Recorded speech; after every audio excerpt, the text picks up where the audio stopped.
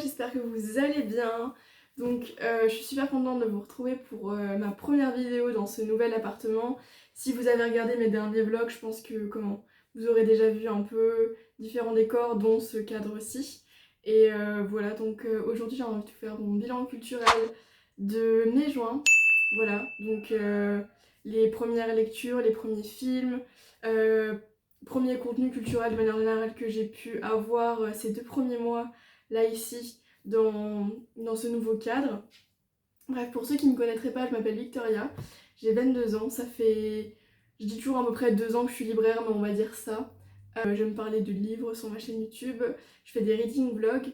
En ce moment, mon contenu tourne pas mal vers les sciences humaines parce qu'en ce moment, je suis pas mal fan de tout ce qui est sociologie. Je découvre un peu tout ça depuis 1 ou 2 ans, et là du coup ça prend un peu plus d'ampleur, ça devient un peu mon genre de prédilection sur le moment, enfin en tout cas les lectures que je fais principalement. Donc commençons tout de suite par les lectures. Donc comme vous aviez suivi dans le... ça fait un peu... il y a un peu une continuité par rapport à la dernière vidéo de mon bilan culturel. Mon dernier bilan culturel, je vous disais que je m'étais intéressée à la socio et à la psycho. Et ces 2 derniers mois, je me suis surtout intéressée du coup à la psycho, et j'ai fait 3 lectures de psycho qui étaient recommandées par PsychoQuack, comme j'en avais parlé dans mon dernier bilan culturel. C'est un youtubeur, si jamais, qui parle de psychologie, etc., avec des schémas assez simples. Et du coup, un des bouquins qu'il recommande, c'est Je réinvente ma vie. Ce bouquin, il a un peu... Vous méfiez pas trop à la couverture... Oui. Ne vous fiez pas trop à la couverture. Il a un peu l'air d'être du développement personnel, mais c'en est pas vraiment. En tout cas, c'est un livre qui se base sur la thérapie des schémas. Donc la thérapie des schémas, c'est le fait que...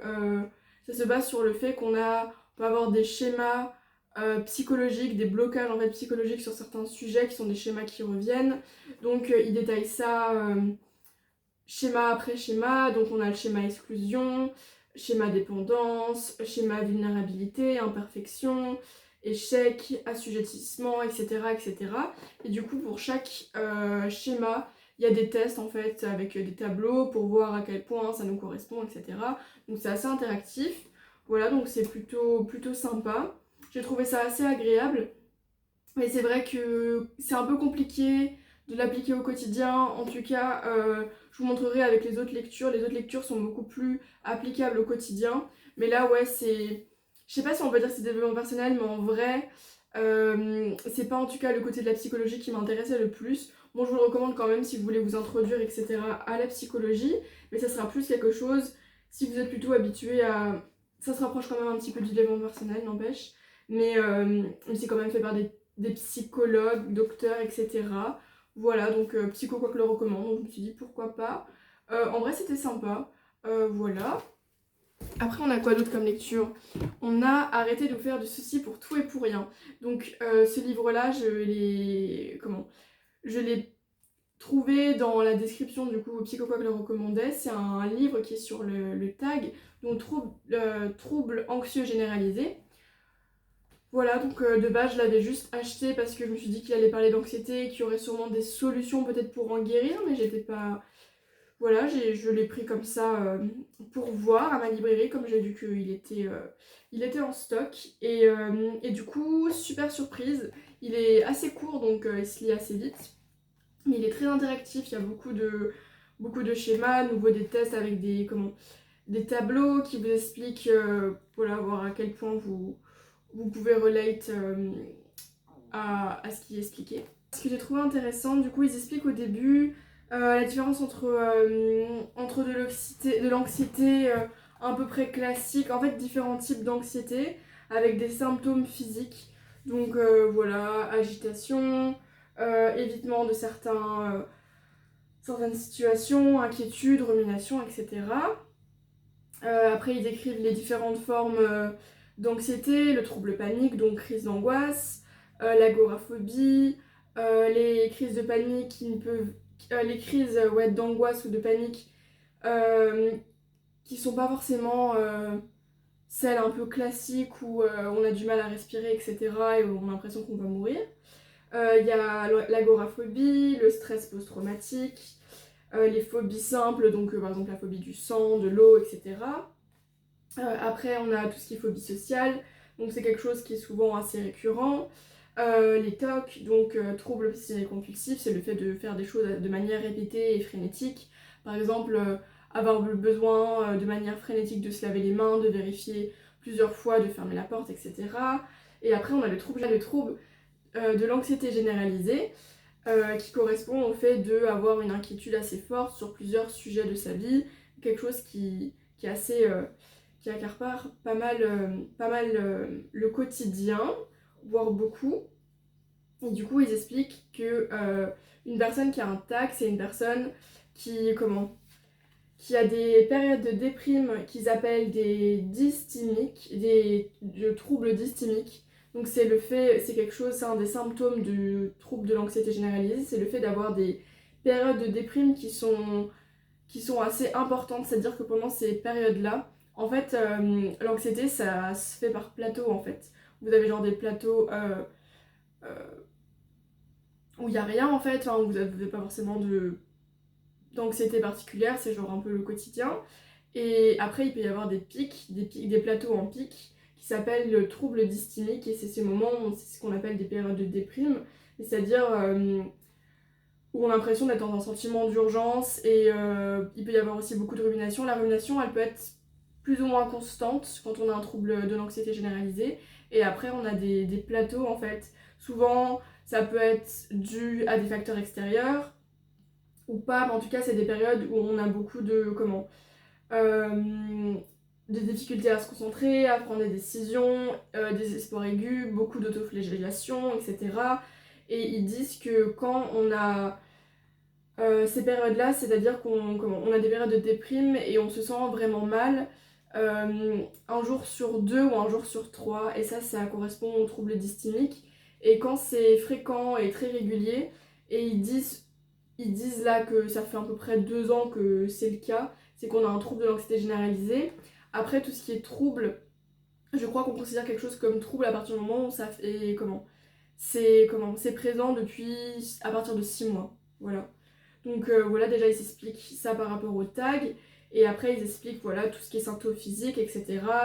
Le fait que par exemple le trouble d'anxiété généralisée peut bouger sur différents thèmes de votre vie, c'est-à-dire qu'au début ça peut être les études, après ça se répercute sur le travail, ça peut se répercuter sur la santé quand on vieillit, quand on est un peu plus âgé, la santé des proches, etc. Voilà, et ils disent, voilà, ils expliquent bien au moment de où vous lirez ça, vous pourrez un peu évaluer par rapport à vous, et ils expliquent bien dans quel cas il est vraiment urgent de consulter, etc.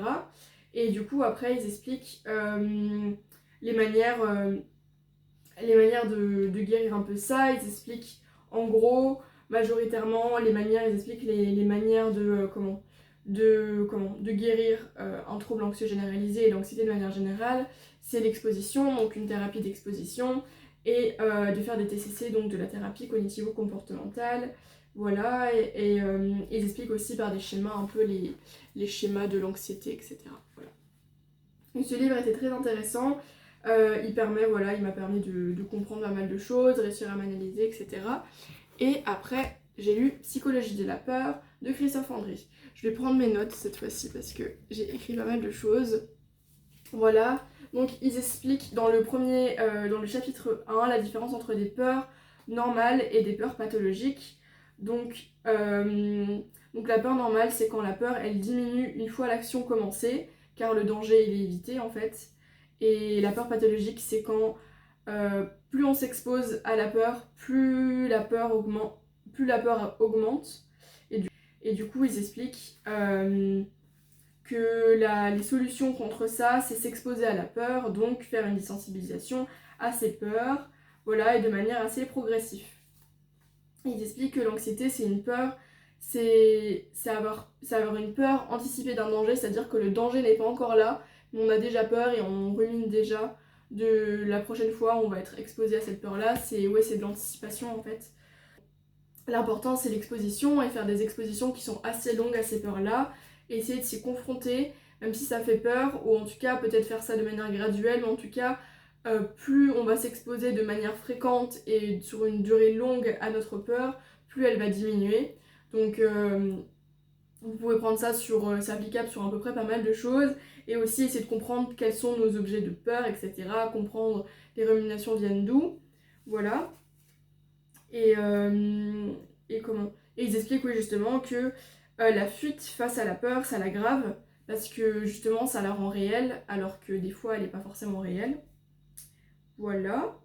Ils expliquent, ouais, exposition, TCC, donc thérapie cognitivo-comportementale. Je pense que je l'avais déjà expliqué dans l'ancienne vidéo, mais en gros, thérapie cognitivo-comportementale, c'est le fait de changer nos schémas de pensée sur quelque chose et changer en fait nos pensées limitantes et nos croyances sur un sujet qui sont fausses en fait.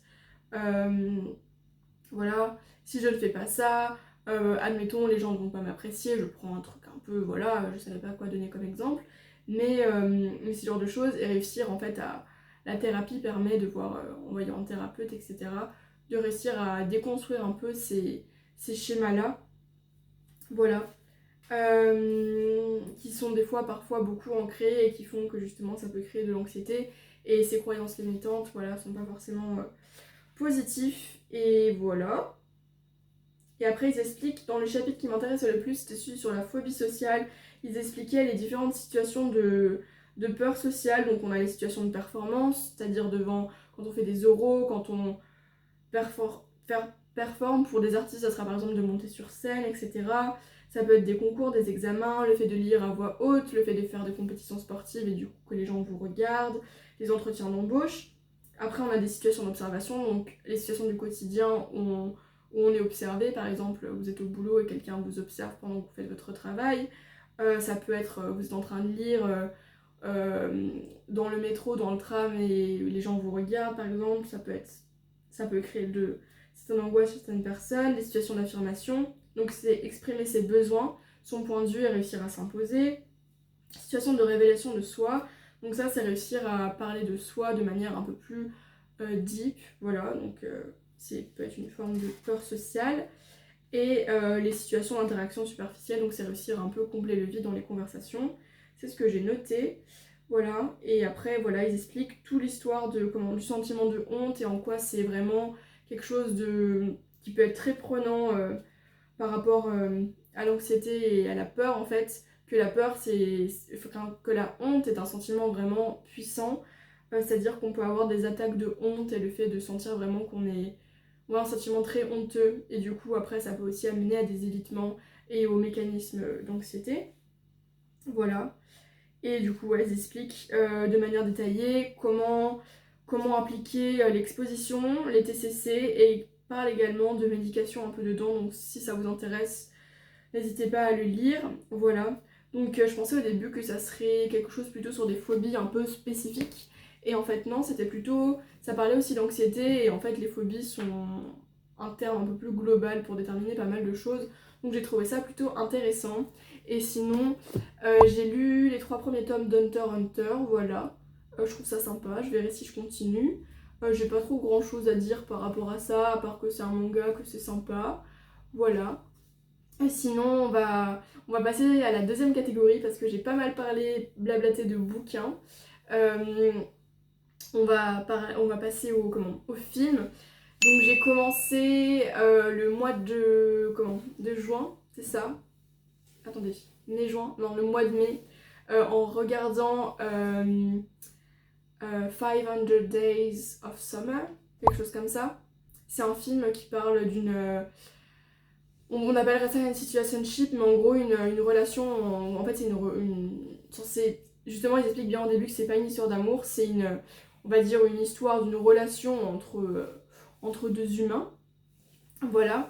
Et du coup, bref, il y a la fameuse scène, je sais pas si vous voyez la scène dans l'ascenseur où le mec est en train d'écouter les Smiths et bref, la fille l'aborde de cette manière-là.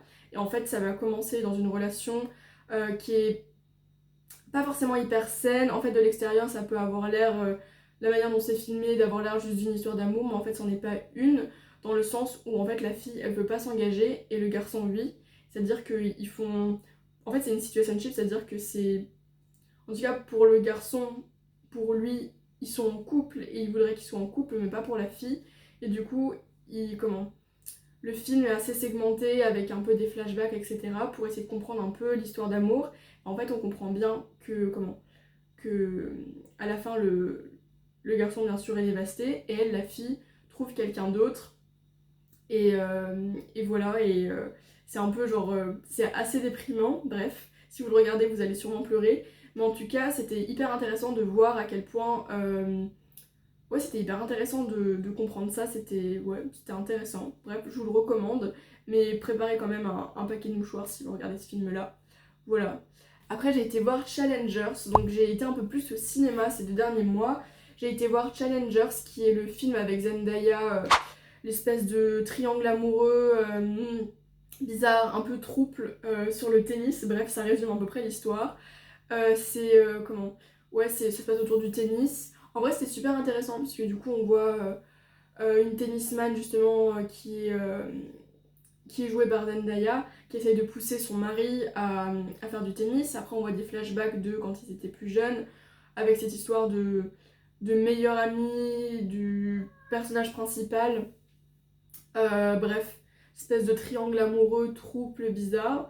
Mais en tout cas, c'est hyper intéressant de voir à quel point... parce que du coup, la joueuse s'est blessée en fait. Elle a eu un grave accident qui a fait que du coup, elle pouvait pas jouer. Et du coup, elle pousse un peu son mari à jouer en fait. Et elle devient sa manageuse. Et bref, l'histoire est assez intéressante, c'est assez deep.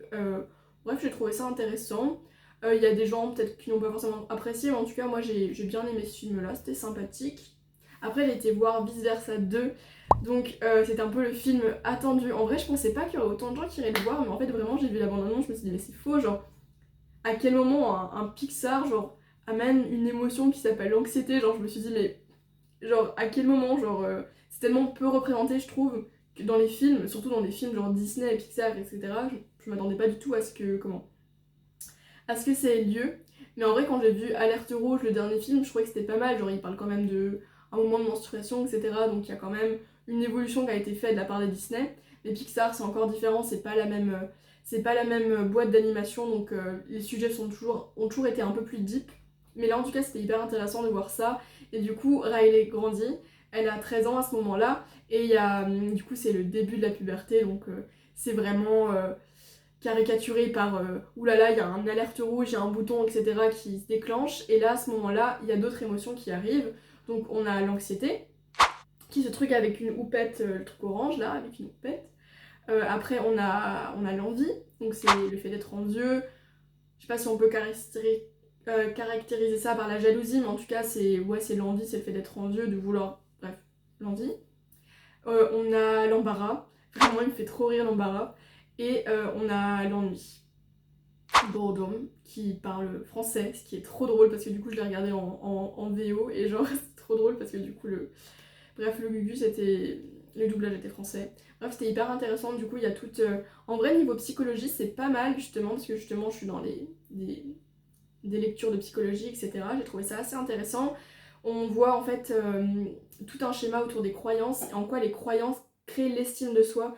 Donc vous verrez, en fait, c'est un espèce de cristal comme ça, avec l'estime de soi. Et en fait, on se rend compte que, en fait, Joie, au moment où elle est l'hôte un peu des émotions, elle descend dans le sous-sol et elle amène des bulles hein, comme ça pour créer les croyances et qui crée l'estime de soi. Et en fait, l'estime de soi, elle est perturbée parce que c'est l'anxiété qui va commencer à devenir l'hôte du corps de Riley. Et à partir de là, il va y avoir des changements. Donc je vais m'arrêter là pour éviter de trop spoiler. Je pense que j'ai assez spoilé les films comme ça. Dites-moi en commentaire si je vous ai trop spoilé les films, dites-moi. J'essayais juste de raconter ce qui était intéressant par rapport au film. Dites-moi ça en commentaire. Je saurai pour la prochaine fois. Voilà. J'ai peut-être une petite tendance à spoiler un tout petit peu les films quand je les raconte. Mais voilà, dites-moi. Et sinon, j'ai regardé Forrest Gump. Voilà. C'était plutôt sympa. En vrai, ce que j'aime bien, c'est que à quel point ce film-là, je l'avais regardé un peu plus jeune, donc tout ce qui était un peu historique autour de la guerre du Vietnam, j'avais pas forcément tout en tête, etc. Et même autour du handicap, en fait, de Forrest Gump, et même de, genre, la vie de Jenny, etc. J'avais pas forcément ce recul-là parce que je l'ai regardé, j'étais un peu plus jeune. Et c'était hyper intéressant de voir ça. Et en fait, ce que j'ai beaucoup aimé, c'était à quel point il y a beaucoup de thèmes assez deep qui sont évoqués. et à quel point c'est fait sous la coupe de l'humour en fait, et le fait que le protagoniste prend les choses de manière assez légère, et que pour lui la vie est belle et la vie est légère, et c'était assez intéressant. Il y a aussi un personnage qui est hyper important, c'est un de, je sais pas si on peut dire son meilleur ami, mais bref, l'acteur qui est joué par le même acteur que NCIS, je vous mettrai un peu son visage là, je sais plus son nom, mais même ce personnage là c'était hyper intéressant. Donc voilà, c'était un peu les films que j'ai regardés. Sinon, niveau autre, on va faire un thème un peu sur, on va dire, catégorie autre. J'ai pas forcément de chaîne YouTube à vous parler, il y a des vidéos un peu intéressantes parfois que j'ai regardées, mais c'était pas quelque chose que je pense être matière à vous parler. Voilà, sinon en ce moment ouais, je me mets un peu plus à écouter des contenus audio, donc plutôt on va dire euh, sur France Culture, j'écoute un petit peu en ce moment, voilà. Bon, c'était plus ce mois-ci, sinon voilà. À vous parler, j'espère que cette vidéo vous aura plu. Voilà, donc j'ai pas non plus un contenu niveau lecture, j'ai pas fait non plus énormément de lecture. Voilà, en ce moment j'ai pas un rythme de lecture hyper soutenu, mais n'empêche que j'ai lu des lectures sympas. Donc, je pense que pour un peu vous teaser, le mois prochain je pense que ça sera plus, en tout cas ma palle pour ces 2 prochains mois est plus orientée sur de la socio. Donc il y aura des lectures, il y aura du Mona Chollet, il y aura sûrement du Durkheim. Voilà, donc c'est le mois prochain, enfin les 2 mois prochains vont plus être un peu plus axés sur la socio, je pense. Voilà, donc c'est un peu mon bilan culturel. J'espère qu'il vous aura plu, qu'il vous aura permis, je sais pas, d'ajouter quelques films à regarder, quelques bouquins aussi également. Voilà, donc n'hésitez pas à me dire ça en commentaire. Je vous souhaite une bonne journée, une bonne fin d'après-midi. Je ne sais pas à quelle heure vous regardez cette vidéo. Bonne matinée, bonne soirée. Voilà. Et voilà. Et à une prochaine vidéo. Bye!